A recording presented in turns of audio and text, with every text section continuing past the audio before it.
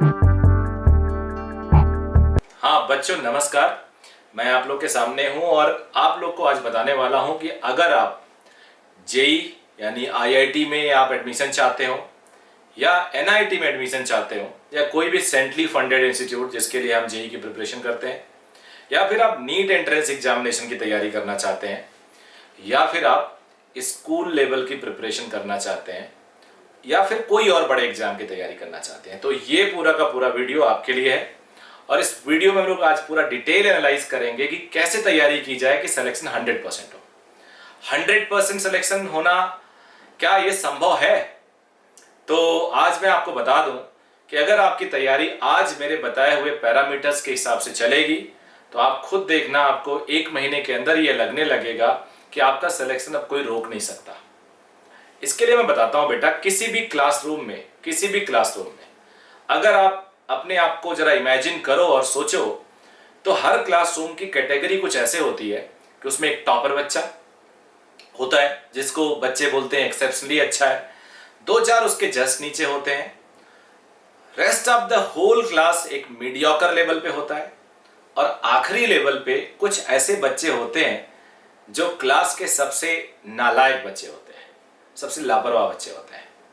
तो जो टॉपर बच्चा है उसके बारे में हर कोई बोलता है कि यार इसका तो पक्का है, अगर वो नीट की तैयारी कर रहा है तो सिलेक्शन पक्का है, बोर्ड कर रहा है तो टॉप करना पक्का है।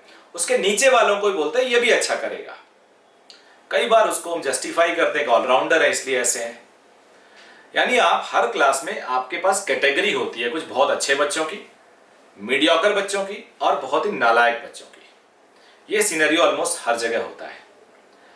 तो अगर आप देखते हो और बोला जाए कि क्लास से एक सिलेक्शन होगा तो आप देखते हो उस बच्चे का सिलेक्शन ऑलमोस्ट सिक्योर होता है, तो वही चीज आपका हो सकता है। आप उस टॉप की कैटेगरी में जा सकते हो अगर मेरे बताए हुए आज जो मैं बताने जा रहा हूं उस फॉर्मूले को आप एनालाइज करोगे और उस पर अपने आप को ढालोगे। उसके बाद तो मेरा फॉर्मूला है CRPT। CRPT फॉर्मूला का मतलब क्या हुआ? C for classroom concentration. जिस दिन आपने एडमिशन लिया अपने स्कूल, कोचिंग इंस्टीट्यूट या कहीं भी आपने एडमिशन लिया, तो आप जब क्लास में जाएं तो give your 100% in your classroom. Classroom concentration कहते हैं।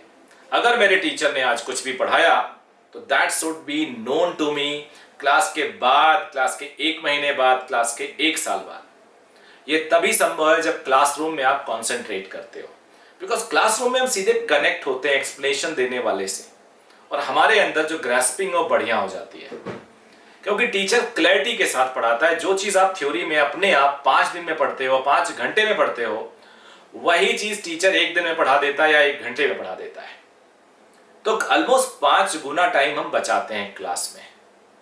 तो क्लासरूम कॉन्सेंट्रेशन होते ही आपका जो एक्स्ट्रा एफर्ट है वो खत्म हो जाएगा।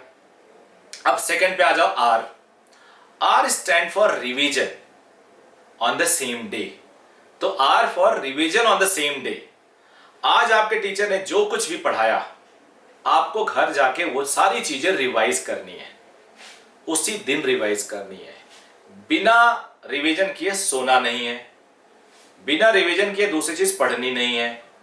तो अब हमने C पढ़ लिया, C है classroom concentration, R for revision on the same day, और उसके बाद P आता है प्रैक्टिस क्वेश्चंस, प्रैक्टिस सम्स। ये जो P प्रैक्टिस सम्स है ये बेसिकली आपके टेक्निकल नॉलेज को, एप्लीकेशन नॉलेज को इनहेंस करता है। मैंने आज टीचर से क्लास में पढ़ा पूरा का पूरा एक लॉ, पूरा का पूरा एक थ्योरम।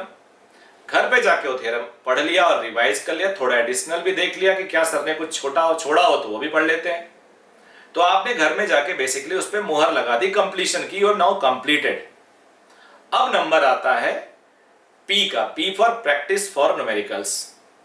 अब उस चैप्टर में जितने भी क्वेश्चंस आपको मिलते हैं, पॉसिबल हैं, उस पर आपको प्रैक्टिस करना है।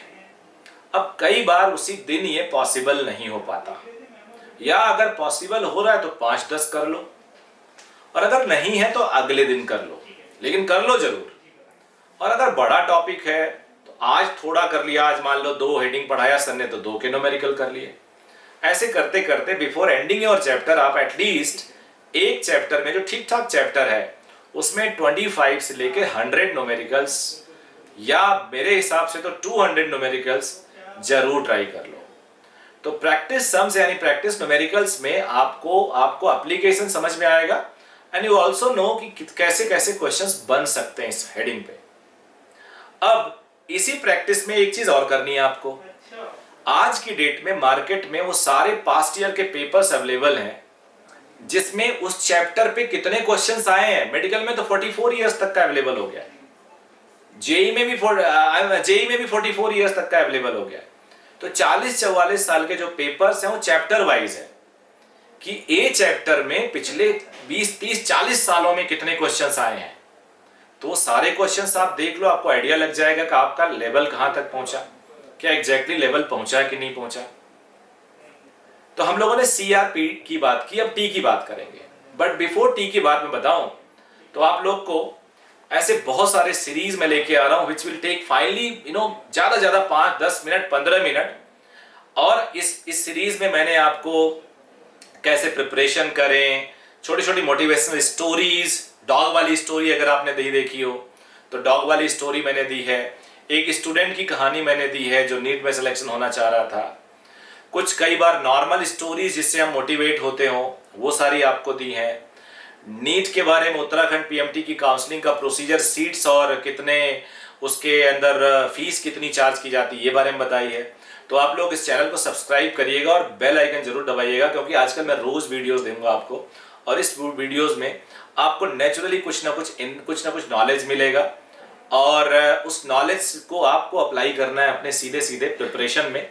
कुछ भी ऐसा एब्सर्ड सी चीज़ें नहीं होंगी और डेफिनेटली आपसे रिलेटेड होगी, यूथ से रिलेटेड होगी जो आपको हेल्प करेगी। तो CRPT एक बार रिवाइज कर देता हूँ। C for classroom learning, classroom concentration. R का मतलब होता है रिवीजन एट होम, उसी दिन का पढ़ा हुआ उसी दिन रिवाइज कर लिया।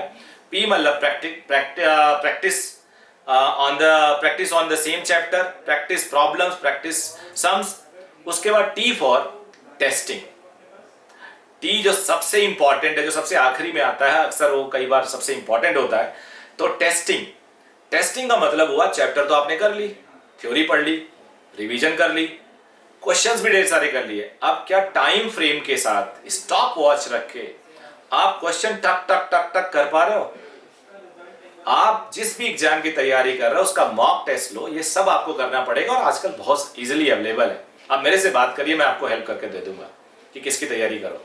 आप घड़ी का देखे हुए उतने ही टाइम में, एग्जैक्टली उतने टाइम में आप क्वेश्चन सॉल्व करो। यूल फाइंड कि हो सकता है आपका पेपर बहुत बुरा हो और आप इससे पहले कॉन्फिडेंट थे, तो आपको जगाएगा, बताएगा ना ना ना तेरी प्रिपरेशन बहुत अच्छी नहीं है, रिवाइज एंड अगेन रिसाइकिल करो प्रोसेस को।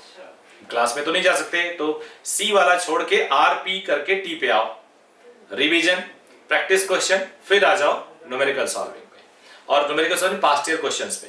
तो पास्ट ईयर का क्वेश्चंस आपको रियल इनसाइट देगा। आप ये प्रोसेस रिपीट करिए, टीचर से बात करिए।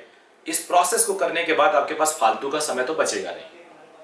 और जो एग्जाम है ना, वो एग्जाम देने के बाद जो प्रैक्टिस प्रॉब्लम करोगे आप लोग एग्जामिनेशन सिचुएशन में, टेस्टिंग करोगे अपने आप को, मॉक टेस्टिंग करोगे, ये आपको सोने नहीं देगा। अगर आपकी प्रिपरेशन ठीक नहीं होगी तो जगा के रखेगा, आपको बता के रखेगा कि यार आपकी प्रिपरेशन अभी अच्छी नहीं है।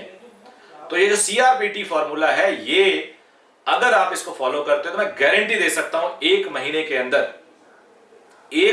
अंदर अगर आपके अंदर काफी चेंजेस ना आए, minimum changes can be 20 to 30%, तो आप मेरे को आके बताना, मैं हार जाऊंगा और आप जो भी मेरे से ट्रीट लेना हो ले लीजिएगा।